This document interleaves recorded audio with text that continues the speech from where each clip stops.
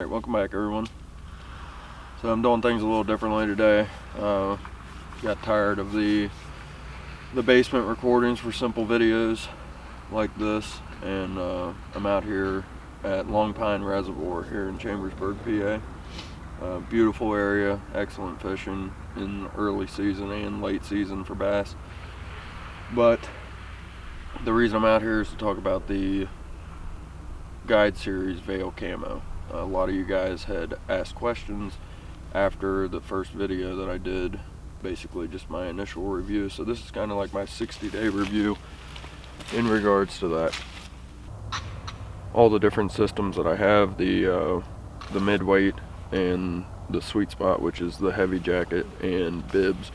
If you guys haven't seen the first video, my initial review, go ahead and click on that link down here in the description. That'll take you to that video, so you can kind of get an idea of what everything looks like. I didn't bring everything out here with me, I just kind of wanted to talk about it and talk about my thoughts on it.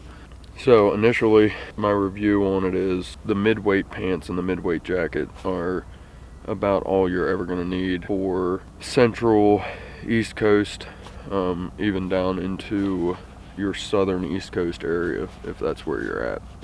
Colors are really good for the area. As you can see, there's a ton of pines in the area, and it just blends really well with that darker colored wood, darker colored bark, and darker colored floor pattern that we have here.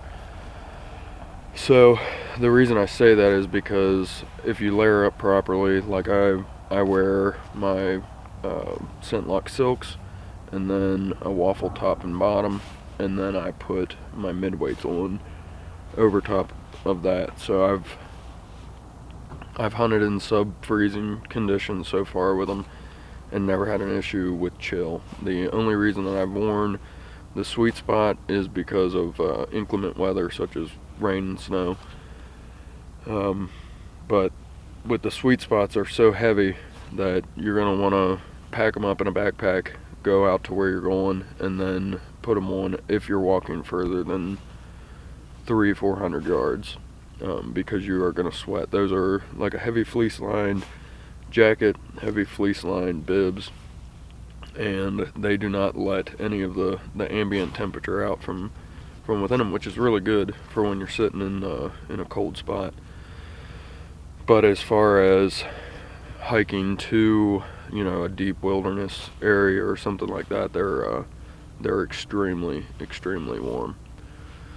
So in my opinion, the mid-weight is all you'll ever need. Mid-weight, some good gloves, a nice hat. So a few things that I don't care for about them is, we'll start with the mid-weight. The things that I don't care for about the mid-weight jacket doesn't have a hood. If they could have incorporated some sort of hood, that would have been great to you know, keep some chill off the back of my neck. But I kind of improvise. I use a gaiter and then a toboggan, and that kind of keeps the chill off in those sub-freezing conditions. So that's not too terrible. Some of the bad things about the mid-weight jacket is all the zippers. So you got 2 zippers here, 2 zippers on your side pockets, and that's the only access that you have to those pockets. So, and they're kind of loud. So if you're trying to be quiet and trying to be out in, you know, your tree stand or your blind or whatever, those zippers are kind of annoying. I wish they would have had like a snap button or even like magnetic pockets. That would have been a better choice. But for the price that you pay for them, it's not super terrible. So it was rainy, snowing, the ground was completely soaking wet. I had on my sweet spot bibs and my mid-weight jacket, and the water soaked through the mid-weight jacket, but it didn't soak through those bibs. So they are 100% waterproof. You're not going to have any issues with leaking through. Now, a few things that I would have changed, or I would like to see a change in the future, are the pockets. So the pockets on the bibs are kind of non-existent. There's no back pockets, there's no hand pockets here on the waist. All you have is 2 really thin, like They're not even like a neoprene. They're kind of just like a sport material that have zippers. And those zippers are extremely loud. They're, as you saw in the first video, they're lined with like a rubber liner to keep them from ripping up. But all that does is intensify the noise from those zippers. So, and then the same with the jacket. The jacket has pockets right here, the same as the vest does. It's got 2 pockets here, and it's got vents on the sides for breathability. But all those zippers are extremely loud. They're all backed with that rubber lining, and they produce an incredible noise. It's just kind of ridiculous. And like I said, the material that it's made out of is noisy. So in my opinion, the best use for those would be if you're sitting in like a box blind, or you're only moving maybe 200 yards to your blind or your stand or wherever it is that you're sitting. But the good thing about them is they are incredibly warm, and you're not going to have an issue with any type of chill coming through whatsoever. In my opinion, they're still worth the money. I got those on an incredible deal. Not sure that I would, knowing what I know now, not sure that I would spend full price on the Sweet Spot jacket and bibs.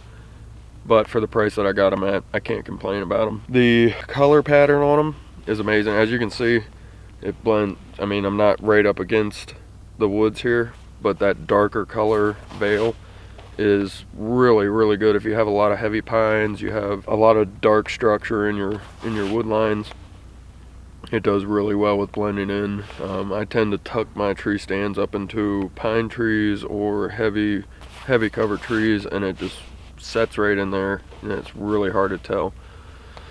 Doing some research on the veil camos, apparently this particular pattern doesn't stand out to deer as much as other particular patterns do. There's something about the way the color blends in. It just kind of becomes invisible to them. This is what I've read. I haven't fact checked it or anything. This is just produced from Guide Series, and also I believe it's Scentlock that had come out with their own veil camo, which is almost identical to this camo here. So those are some of my ups and downs of my 2019 camo. I think what I'm going to do for 2020, I've got some big changes coming up here soon as far as the environment that I'm going to be hunting in and some other things. So I think what I'm going to do is I'm going to go with a merino wool base layer and outer layer. I bought some merino wool socks here recently, and they are the warmest socks that I've ever worn in my life, and I will never go back to another pair of socks ever again. Just getting into hunting here in the past few years and seeing the difference between poly blends and the noise that they make compared to cotton blends is astronomical, and that's a huge part of hunting, is maintaining your noise discipline, keeping your sound down. So that's one of my biggest things with it, and that's why I think I'm going to switch up coming into next season. That, and I'm going to be possibly changing climates. That's my goal for next year. So like I said, if if it's something that you've been interested in, you can get a deal on them. I would say still go with that deal, because they will keep you warm. They're 100% windproof. Most of the midweight and even the vest are water resistant, but not 100% waterproof. Whereas the Sweet Spot is windproof, waterproof, and you're never going to have an issue with water leaking through. So that's kind of my 60-day review on them. So far they've done good by me, and I haven't had any issues with having chills. As long as you dress warm and dress appropriately for your weather, you're not going to have any problems with them. One other thing I did notice, they don't retain scent. Now I only wear these when I'm going hunting, or such as right now when I'm doing the video. So they haven't retained any scent in the hot spots like the groin or your armpits or any other area that that would retain scent in like a normal fabric clothing. That's my 60-day review of the Guide Series Veil Camo, the Midweight, and the Sweet Spot. So with all the changes that have been coming up and everything that's been kind of popped up into my life here recently, along with the holidays coming up, videos have been kind of slow. I'm still trying to get my 2019 buck. It just hasn't been working out. But here, not even 2 days ago, this buck right here popped up on camera. So the late season archery comes in here on the 26th of December, so the day after Christmas, which I won't be able to go out, but I will be out there the 27th of December. And then I have till mid-January. So a lot of my focus is going to be getting footage for that and trying to put down my 2019 buck, along with 2 more does that I have tags for that I have kind of put by the wayside because I've been after this buck. So kind of approaching things a little differently on this hunt, and hopefully we can get everything put together along with some other footage that I've gotten from the area to kind of give you guys an idea of what I've been going through this season trying to get this deer. That's my video and my final review on this camo. Hopefully I helped you guys out and could help you make a decision on your purchase, or whether you're going to do it or you're not going to do it. Hopefully I could help and get you the information that you needed.